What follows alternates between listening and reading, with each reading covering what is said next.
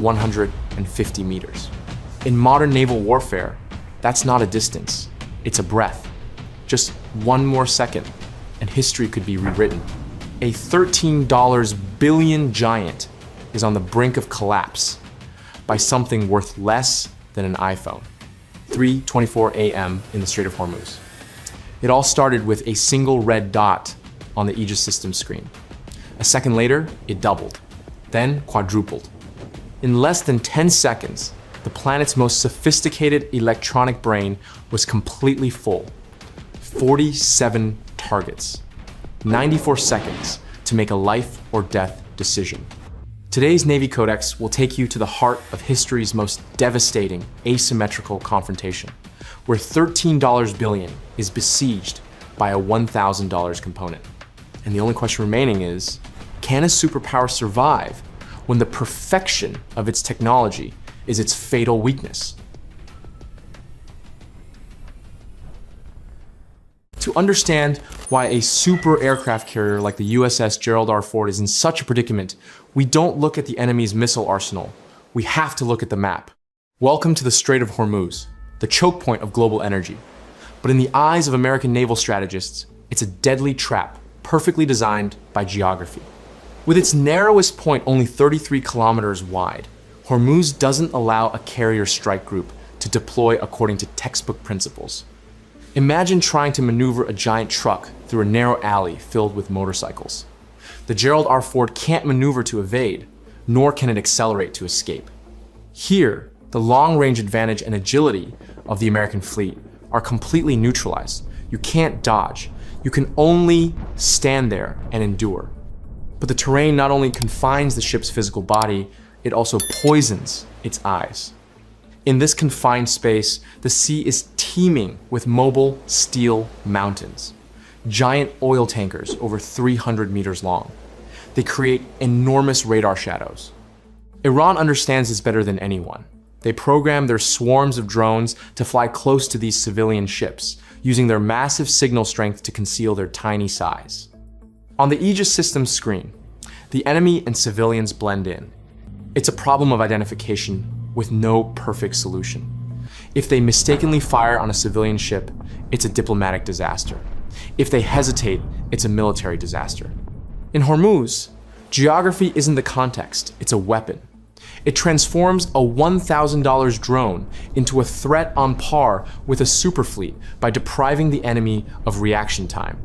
Hormuz is essentially a force multiplier, a power multiplier for the weaker side, turning confinement into a sharp blade aimed directly at the superpower's throat. In traditional military mathematics, the one with the more expensive weapons usually holds the victory. But in the Strait of Hormuz, Iran is unleashing a blow that defies all laws. They call it poor man's apocalypse. These plastic shell drones, powered by motorcycle engines and components bought online, cost less than an iPhone. But today, they carry the mission of paralyzing a $13 billion fleet. Observe the radar masking technique. Iran isn't trying to be invisible with millions of dollars worth of paint. They're invisible by borrowing the bodies of giants. By maintaining a distance of just a few meters from commercial oil tankers, the swarm of drones blends its radar signature RCS into that massive 300 meter tall steel mass. To the sophisticated Aegis system, it's just a harmless merchant ship drifting along. Iran has turned civilian shipping lanes into human shields, allowing a flood of mechanical devices to approach the US fleet at incredible distances before being detected. This isn't physical stealth, it's logical stealth. But the mask is only the first layer. As the swarm enters the attack zone, Iran activates the second layer, GPS spoofing and phantom targets. They don't just send 47 real targets. They fill the aircraft carrier's brain with hundreds of virtual signals from 17 different directions. This is a psychological attack that directly targets the limits of information processing. What would you shoot at when your own multi-million-dollar system can't distinguish a real target? Shooting a civilian oil tanker by mistake would cause an international catastrophe. But hesitating for a second means the fleet will be hit by 50 kilograms of explosives from a $1,000 toy. you're not fighting an enemy. You're fighting an illusion. Iran's goal wasn't to sink the USS Gerald R. Ford. That was a military illusion. Their real objective was far more sophisticated. They wanted to demonstrate that the American defense system could be completely saturated by electronic waste. They wanted to force you to use finely crafted gold bars to fight against piles of plastic garbage. And when the ammunition runs out, when the radar is blinded by overload, the $13 billion giant will be nothing more than a useless block of steel in the middle of the ocean. In every modern naval warfare theory, the Aegis system is an invincible god. It can track hundreds of targets simultaneously from hundreds of miles away. But at Hormuz, this god was blinded. When Iran launched 47 real targets along with hundreds of decoys, the fleet's central computer was no longer a superior brain. It became an overloaded machine trying to count grains of sand in the desert. The first line of defense was crumbling. To survive, the Americans had to peel back the layers of the enemy's mask with a chain reaction that no AI could completely replace human instinct. The second line of defense was long-range interceptor missiles, like the SM-2 and SM-6. They were incredibly accurate, but they had a fatal flaw: quantity and cost. The math was brutal. You were spending $4 million to shoot down a $20,000 drone. According to procedure, the US typically fires 2 missiles at a single target to ensure destruction. That means $8 million for a block of plastic. This is the ammunition depletion trap.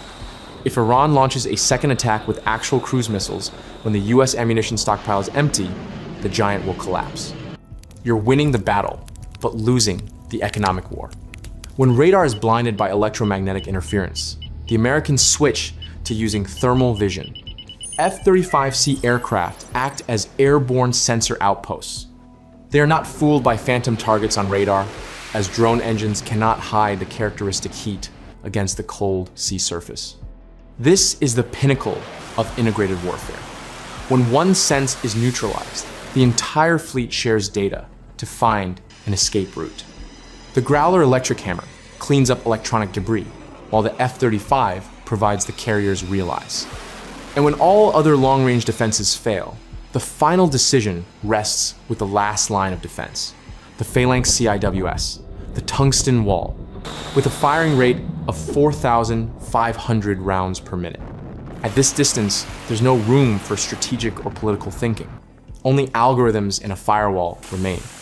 But remember, CIWS only fire when the target is too close. So close that the slightest error is enough to turn a supercarrier into a burning pile of scrap metal.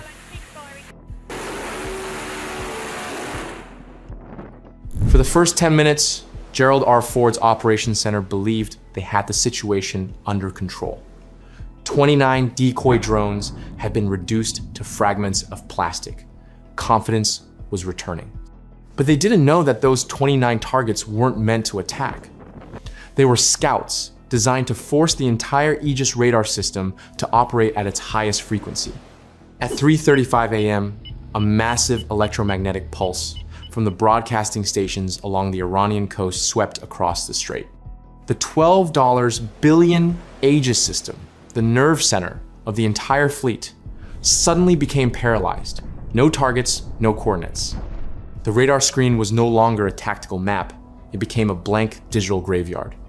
Iran had unleashed an electronic whiteout, turning the most advanced supercarrier on the planet into a blind giant in the midst of a storm.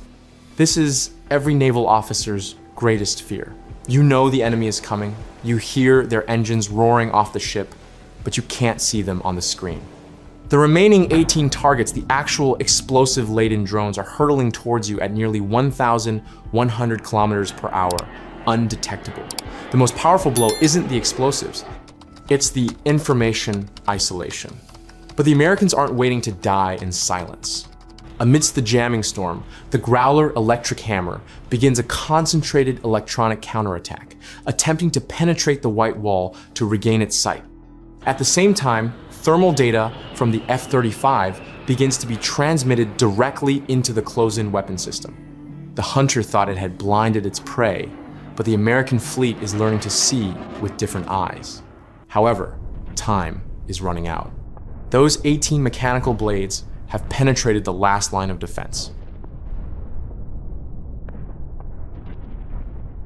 3:37 a.m. as million-dollar missiles exploded pointlessly in the darkness. A final suicide drone broke through the barrage of fire. It was no longer a red dot on the blank white radar screen. It was a plastic and explosive entity hurtling directly toward the side of the USS Gerald R. Ford. In this moment, the fate of 5,000 people didn't rest in the hands of admirals in Washington. It rested in the hands of an algorithm. A distance of 150 meters equivalent to the length of 2 football fields. At this speed, it was less than a second to live or die. The Phalanx CIWS fired 4,500 tungsten rounds per minute poured out, creating an impenetrable wall of steel in the middle of the ocean. There was no time for human command, no room for hesitation. The drone was torn to shreds of electronic dust on the surface of the sea, just an unimaginable distance from the ship's hull. The heat from the explosion radiated directly into the steel hull of the supercarrier. 150 meters. That was the line between a breathtaking victory and a global geopolitical catastrophe. The Americans survived, but look into the eyes of the sailors on deck that night. These weren't the eyes of those who had just won a glorious battle. These were the eyes of those who had just seen death slip by. The screech of the Phalanx that night wasn't just defensive fire. It was a stark wake-up call to the Pentagon that even a $13 billion fortress has its limits. When the enemy uses chaos instead of brute force, every meter of distance is worth its weight in gold. They survived the night, but the rules of the ocean have changed forever. Let's forget about the flashes of light in the Hormuz sky. The real battle isn't between steel and explosives, but on the balance sheets of the superpowers, the US. Navy just declared an absolute military victory. 47 targets destroyed, aircraft carriers safe. But look at the cold numbers behind that glory. At Hormuz, Washington is using finely crafted gold bars to fight against piles of electronic garbage. This is the cost trap. To ensure the complete destruction of a low-flying, elusive target, the US procedure is typically to fire 2 missiles at a time. The math becomes brutal. $8 million for a $20,000 drone. If Iran had launched 400 drones instead of 47, an entire fleet's missile arsenal would have been depleted in less than 30 minutes. The US didn't lose because of weak firepower. They lost because they ran out of money and time to reload. An aircraft carrier had to retreat not because of malfunctions, but because it had exhausted its precious ammunition reserves on cheap targets. The cost wasn't just ammunition. The fact that a $13 billion fortress had to struggle to fend off swarms of drones sent a seismic signal to the maritime insurance market. Insurance premiums soared, oil prices fluctuated wildly. Iran didn't need to sink the USS Ford to damage the US economy. They just needed to make defending the strait unsustainable. How long can a superpower stand when its enemy forces it to squander every square meter of ocean? This is a war of attrition. In asymmetrical warfare, winning a military battle is sometimes the beginning of losing an entire economic campaign. The winner isn't the one who shoots the most down targets, but the one who makes it impossible for the enemy to pay for the next shot. There's a cruel paradox in military technology. The more sophisticated your system, the more order it needs to operate. But Iran's swarm of drones didn't bring order. They brought pure chaos. The Battle of Hormuz exposed a fatal flaw in the US. Navy, the planet's most powerful electronic brains, can be choked, not by overwhelming enemy firepower, but by an overwhelming amount of junk information. In naval warfare, time is the most precious currency. The US detect to engage process relies on absolute precision. But when enemy drones fly too low, hiding behind oil tankers and blending in with hundreds of ghost targets, This processing chain breaks down. The Aegis radar sees it all, but it can't sort it quickly enough. The result is a state that military psychologists call analysis paralysis. While computers and humans were taking too long to choose the real target from a sea of false targets, the enemy had already reached the final 150 meters we saw in the previous chapter. Hormuz proved a hard truth. The perfection of American technology was its weakness when confronted with asymmetric weapons. American systems were designed to hunt sharks, nuclear submarines, or billion-dollar destroyers. But how would they handle an attack by 100,000 piranhas? A major flaw was exposed not in the steel hull, but in its ability to handle information overload. America survived the campaign, but the price was the collapse of faith and the ability of firepower to solve all problems at sea. When chaos becomes a weapon, sophistication becomes a shackles. The Battle of Hormuz was no random event. It was a message from the future.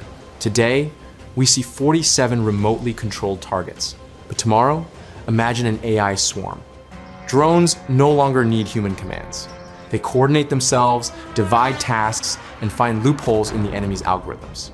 If 47 drones could make a $13 billion supercarrier hold its breath, what would happen if that number were 470 or 4,700 simultaneously attacking from all directions, including from underwater? Then every current defense system, from Aegis to Phalanx, would not only be overwhelmed, it would be completely submerged. This revolution has already begun, from the trenches of Ukraine to the raging waves of the Red Sea. Military power is shifting from possessing lone giants to operating coordinated swarms. The future of the ocean will no longer be a game of mere majestic fleets, but a battle of invisible sensor networks and killers. What happened in Hormuz is not a science fiction scenario. It is a stark warning that the era of brute force is over. A new era has begun. An era where artificial intelligence and the ability to handle chaos are the true guardians of peace on the high seas. The Battle of Hormuz ended not with a cataclysmic explosion, but with an eerie silence. The US Navy survived, but the military world was forever changed. Today, power is no longer measured by the size of a ship or the sheer force of its firepower. It is measured by its ability to handle chaos. A new era has begun, an era where intelligent defense is not about building thicker walls, but about creating more agile minds. But ask yourself, what if next time it wasn't 47 targets, but 470 drones simultaneously?